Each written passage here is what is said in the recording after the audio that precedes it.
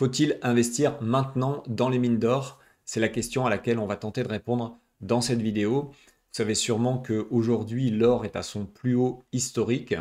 Donc on hésite un petit peu à en acheter à ce prix-là. En revanche, ce n'est pas le cas pour les mines d'or. Visiblement, il y a encore une bonne marge de progression sur ces actifs.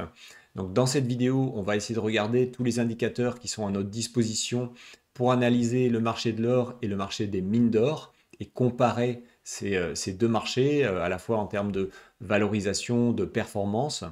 Je vous donnerai aussi des solutions pour investir dans le domaine des mines d'or. Et à la fin, on regardera aussi des exemples très concrets d'actions de sociétés cotées des mines d'or. Et je vous donnerai les critères d'analyse que j'utilise personnellement quand je fais du stock picking. Comme d'habitude, je vous rappelle que je ne donne pas de conseils en investissement dans cette vidéo. Je vous donne simplement les indicateurs que j'utilise personnellement pour investir, pour gérer ma propre épargne. Mais ensuite, c'est à vous de faire vos propres recherches avant d'investir. Comme vous savez, l'or a eu une très bonne performance ces dernières années. Donc, par exemple, en 2024, l'or a eu une performance de plus 26%. Donc ici, et ça continue en 2025, il y a plus 9,5% à peu près de performance depuis le début de l'année. Donc pour être clair, déjà, moi personnellement, je trouvais que fin 2024, c'était déjà un niveau assez élevé, mais ça continue encore en 2025. Donc au niveau de l'actualité de ces dernières semaines, ce qu'on sait, c'est que, donc j'avais tweeté à ce sujet-là, on constate en fait une augmentation très significative des volumes qui sont stockés à New York. Et en fait, c'est des volumes qui viennent des coffres de Londres. Donc les coffres de Londres, en fait, les investisseurs américains transfèrent de l'or physique des coffres de Londres vers les coffres de New York. Et donc visiblement, ça, c'est lié à une crainte de la mise en application de tarifs douaniers donc qui pourrait impacter l'or et faire perdre beaucoup d'argent à des investisseurs qui souhaiteraient le récupérer. Donc c'est pour ça qu'on a ce mouvement massif, vous le voyez sur ce graphique. Et donc très concrètement, enfin, tel que j'analyse les choses, ça correspond à une problématique logistique. Donc il y a des retards assez importants dans les livraisons et semble-t-il une sorte de pénurie, mais qui devrait être temporaire sur le marché de Londres. Donc de façon globale, j'ai pas l'impression qu'il y a une modification significative de la demande sur le marché de l'or. Donc pour vous montrer ce qu'on voit dans les derniers chiffres qui sont publiés sur le site gold.org, c'est que au niveau des banques centrales, donc là c'est le chiffre de la demande des banques centrales, on est toujours, donc là c'était sur le Q4 2024, à des niveaux très élevés au niveau de l'investissement des banques centrales dans l'or. Donc ça change pas vraiment. Et au niveau des flux d'investissement dans les ETF des investisseurs, et bien là, en fait, il n'y a pas vraiment d'énormément de changements. Encore la dernière semaine qui a été publiée, il y a eu un flux plutôt vendeur en Amérique du Nord. Donc j'imagine que les investisseurs américains considéraient que le prix de l'or était un peu élevé. Et si on compare, je vous rappelle, à la dernière période où il y avait eu un gros flux acheteur sur les ETF, qui était ici dans la période début 2020, exactement 2020, eh bien, on est encore à des niveaux qui sont très nettement inférieurs aujourd'hui. Donc, structurellement, pour moi, il n'y a pas de changement véritablement de la demande, et ce qui voudrait dire que peut-être que cette hausse est un peu, cette dernière hausse des dernières semaines est en fait un peu temporaire. Maintenant, qu'en est-il du côté des mines d'or? Donc, une façon de suivre l'évolution du marché des mines d'or, c'est de regarder cet ETF qui s'appelle le VanEck Gold Miners. Il y a à l'intérieur toutes les principales mines d'or qui sont cotées. Et donc, ce qu'on va regarder, alors d'abord sur 5 ans, ce qu'on voit, c'est que on n'a pas forcément une énorme hausse des actions des mines d'or. Si on zoome un petit peu sur un an, donc on avait eu un point haut pendant l'année 2024, c'est retombé jusqu'à la fin de l'année 2024, et eh bien en ce moment, on est reparti sur une hausse de ces actions qui commence à être assez forte. Alors pourquoi est-ce que en ce moment ces actions augmentent beaucoup? Une des raisons, sans doute la principale, c'est que elles font ces actions-là énormément de marge. Donc je vous rappelle, on a un or qui est à 2800 là, dollars en ce moment, 2880. Donc, quand on regarde les coûts de production, tout compris, donc c'est l'indicateur qu'on appelle l'AISC pour les mines d'or. Donc elles sont publiées hein, par le site du World Gold Council. Et donc ce qu'on voit, c'est que on est, alors là, ça doit être le Q3 2024. On doit être autour de 1450 à peu près dollars par once. Voilà, donc ça veut dire que les mines, elles font plus de 1300, 1400 dollars par once de marge, ce qui est vraiment très élevé. Donc elles dégagent en ce moment des cash flows très élevés. Et c'est ça hein, que les analystes voient dans les résultats de ces sociétés et ce qui explique que on a cette hausse depuis le début de l'année 2025. Au niveau de la valorisation des mines d'or, est-ce que ces sociétés sont chères ou pas chères en ce moment? Donc vous pouvez trouver beaucoup d'analyses hein, sur ce sujet sur Internet et globalement hein, tous les résultats vont dans le même sens, c'est-à-dire qu'on est en ce moment à des niveaux historiquement qui sont bas, voire très bas au niveau de ces ratios de valorisation. Je vous donne deux exemples. Donc là, on a un ratio qui est la capitalisation divisée par l'actif net. Donc on a un historique depuis 1985 et donc on se trouve vraiment dans le bas de la fourchette. Alors pour être tout à fait clair, je pense qu'on n'a pas les chiffres des derniers trimestres ici. Il est possible que ça ait augmenté un tout petit peu, mais comme vous voyez, on doit être toujours en dessous de 1, alors que la moyenne de très long terme est autour de 1,5. Donc ça, c'était le premier exemple. Deuxième exemple, maintenant on regarde le ratio de valorisation par rapport au free cash flow. Donc combien de fois est-ce qu'on cote les free cash flow? Et donc là, on a ce graphique alors, qui remonte jusqu'à 2015, donc il y a un petit peu moins d'historique, mais c'est quand même intéressant et on voit qu'en ce moment, alors là sur le graphique, on a les chiffres à peu près jusqu'à la fin de l'année 2024 et on était tombé à 6,2 fois les free cash flow. Donc là aussi, on a dû réaugmenter un tout petit peu, mais voilà, on doit être quand même en dessous de 7 fois pour l'instant. Et ce qu'on voit, donc c'est la courbe bleue, hein, c'est quand on regarde l'historique, eh bien, on a vraiment une très forte marge de progression sur ce ratio de valorisation. Sur ce graphique, vous pouvez voir une comparaison de la performance des mines d'or par rapport à l'or, donc les mines d'or GDX par rapport à l'or qui est l'indice GLD. Et donc ce qui est intéressant surtout sur ce graphique, c'est qu'on voit que ces dernières années, depuis mi-2020, on a très clairement une meilleure performance eh bien, de l'or par rapport aux mines d'or. Donc ça se voit très bien sur ce graphique. Et bien sûr, la question c'est eh bien, à partir de maintenant, est-ce qu'on va repartir dans un cycle ici, c'est ce que suggère le graphique, où eh bien, les mines d'or seront plus performantes que l'or lui-même. Cette différence de performance entre l'or et les mines d'or peut quand même s'expliquer par un facteur important. C'est relatif aux banques centrales. Comme vous savez, les banques centrales sont un des principaux acheteurs d'or physique en ce moment. Ils en achètent vraiment énormément. En revanche, cet acteur qui fait augmenter le prix de l'or n'achète absolument pas d'actions de mines d'or. Donc, à mon avis, voilà, cet écart de performance vient notamment de ce fait-là, du fait que les banques centrales qui poussent l'or vers le haut n'achètent pas de mines d'or. Je fais juste une pause rapide pour vous dire que juste en dessous de la vidéo, vous avez des liens qui vous permettent d'aller visualiser des formations gratuites. Je propose par exemple une formation détaillée sur la méthode que j'utilise pour investir, pour faire mon stock picking. Et vous avez aussi accès gratuitement à une analyse détaillée d'une société sous-évaluée. Donc n'hésitez pas à aller consulter ces liens.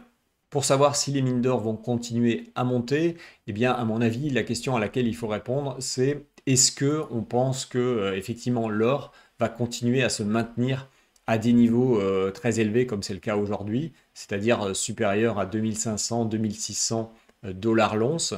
Donc ça, c'est vraiment la question à laquelle il faut répondre, puisque si ça continue à ces niveaux-là, eh bien, les mines d'or vont continuer à être extrêmement rentables. Et au bout d'un moment, voilà, leur cours va s'ajuster à leur véritable valeur.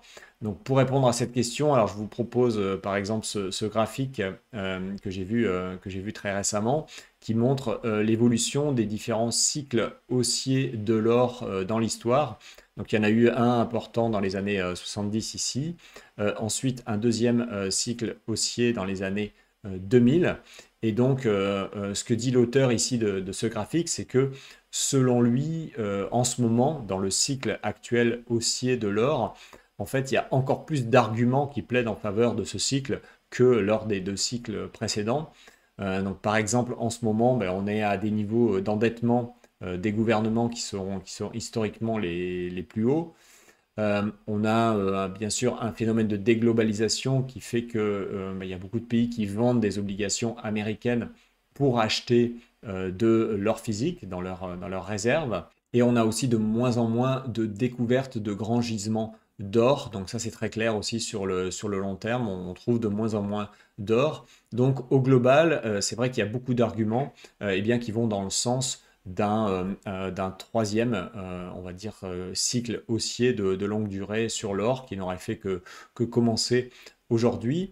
Donc moi personnellement, je suis plutôt d'accord avec cette analyse. Je trouve qu'il y a vraiment beaucoup d'arguments qui plaident en faveur, en tout cas, d'un or qui devrait rester à des niveaux assez élevés et donc qui devrait permettre pendant un certain temps aux mines d'or de continuer à être extrêmement rentables. Je voulais faire une remarque aussi par rapport à tous ces graphiques qu'on regarde où on voit l'or qui est exprimé en dollars et on voit à chaque fois que, bah, il y a des hausses très fortes de la valeur de l'or en dollars. En fait, il y a un problème fondamental à regarder ce type de graphique. Pourquoi? Parce que en réalité, dans le système financier, la référence, c'est l'or. C'est pas le dollar américain, c'est pas l'euro, c'est l'or.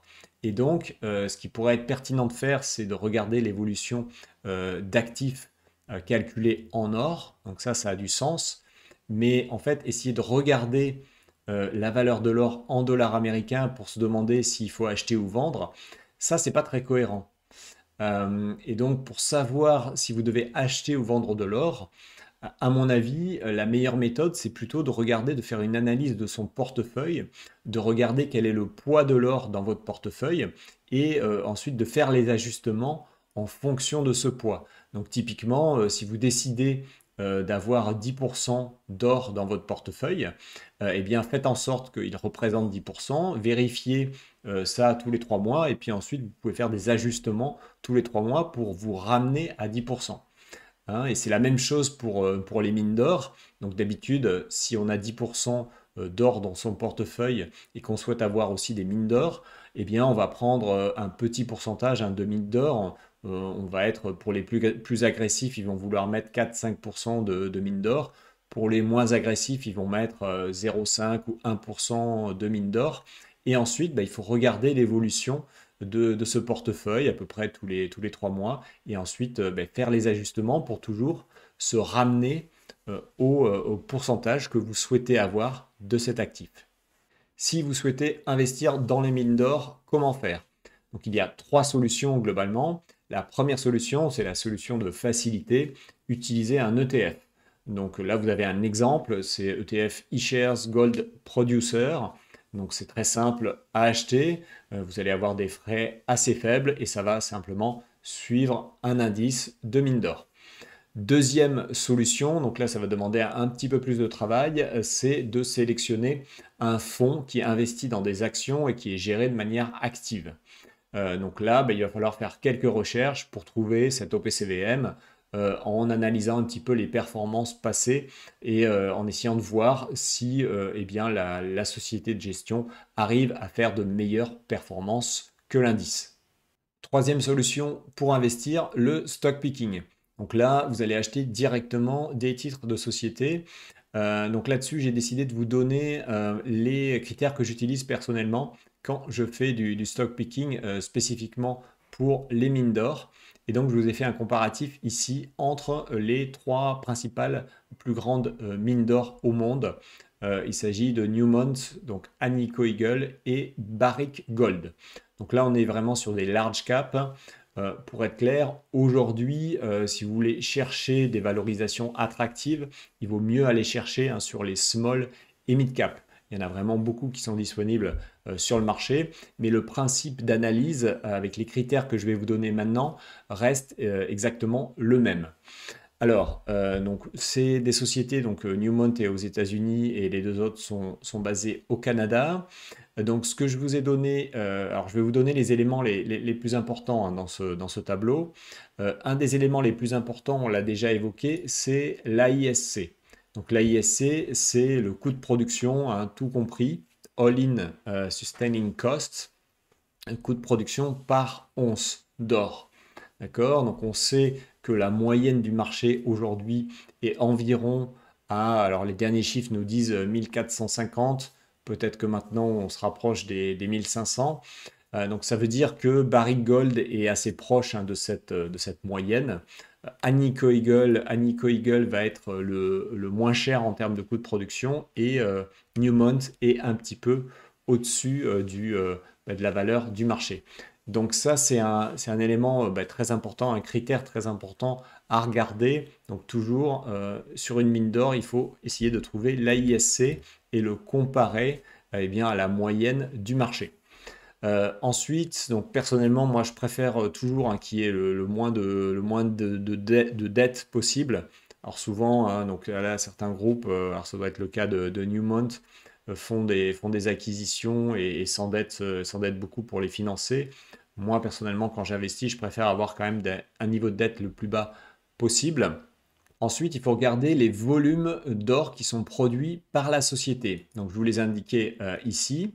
Alors, pourquoi? Parce que c'est intéressant ensuite en termes d'analyse de valorisation. Vous allez pouvoir comparer la capitalisation au volume de production. Quelque part, vous allez pouvoir donner un montant en dollars par once, voilà, de la façon dont la société est valorisée par rapport à sa production. Donc ça, c'est intéressant parce que vous allez pouvoir faire des comparaisons entre sociétés et voir quelle est celle qui va être la moins chère. Donc ça, c'est un élément important. Et le même travail peut être fait sur les réserves. Donc d'habitude, on va chercher les réserves qui sont prouvées et probables. On appelle ça les 2P, d'accord? Donc c'est publié hein, sur le site des sociétés. Donc là, je voulais indiquer pour ces trois sociétés. Et donc ensuite, de la même façon, vous pouvez faire un calcul de ratio de capitalisation par rapport aux réserves. Donc vous regardez combien est-ce que eh bien, les réserves sont valorisées en dollars par once. Voilà. Donc ça vous donne deux calculs de valorisation assez intéressants qui va pouvoir vous positionner. Alors le PER, c'est pas toujours pertinent. Alors on voit que dans ce cas-là, on a un résultat net qui est négatif pour Newmont et donc ça nous permet pas de faire une comparaison pertinente entre les titres. Ce qui est toujours pertinent, c'est de comparer, enfin à mon avis, hein, aux capitaux propres, tout simplement. On revient à des choses très simples, mais ça marche assez bien et donc on voit que c'est Barrick Gold en ce moment qui est la moins chère. Le dernier indicateur à regarder, c'est à mon avis les free cash flow. Donc on l'a vu tout à l'heure sur un graphique. Donc je voulais afficher ici. Et donc ensuite l'idée c'est de comparer en fait les free cash flow à la capitalisation. Donc c'est la même chose hein, que ce qui avait été fait dans le graphique que je vous ai montré précédemment. Les free cash flow, donc c'est intéressant, hein, donc c'est les cash flows opérationnels et ensuite on enlève tous les cash flows d'investissement qui sont relatifs aux gisements existants, aux gisements qui sont effectivement exploités. Donc ça c'est intéressant, c'est assez pertinent normalement comme ratio. Et ce qu'on voit là aussi, c'est que c'est vrai qu'ils sont assez élevés pour les trois sociétés. Donc au final, si on regarde ces trois sociétés, on se rend compte qu'a priori c'est plutôt Barrick Gold en ce moment qui est la moins bien valorisée, donc PER le plus faible, le ratio sur les capitaux propres le plus faible aussi. Mais honnêtement, globalement, c'est quand même toutes des sociétés qui sont, je trouve, assez chères en ce moment. Et donc, l'idée, hein, si vous voulez vraiment faire du stock picking, c'est d'aller chercher des small et mid cap pour lesquels vous allez pouvoir comparer, regarder ces mêmes indicateurs avant de pouvoir investir. Voilà, j'en ai terminé. J'espère que ça vous a plu. Surtout si vous voulez approfondir le sujet du stock picking, l'investissement dans des sociétés sous-évaluées, et bien surtout, allez voir les liens qui sont juste en dessous de la vidéo. Voilà, et de façon générale, si vous appréciez mes vidéos, pensez bien à vous abonner, à mettre des pouces vers le haut, faire des commentaires. Ça m'aide vraiment beaucoup à développer la chaîne. Je vous remercie et à bientôt. Ciao!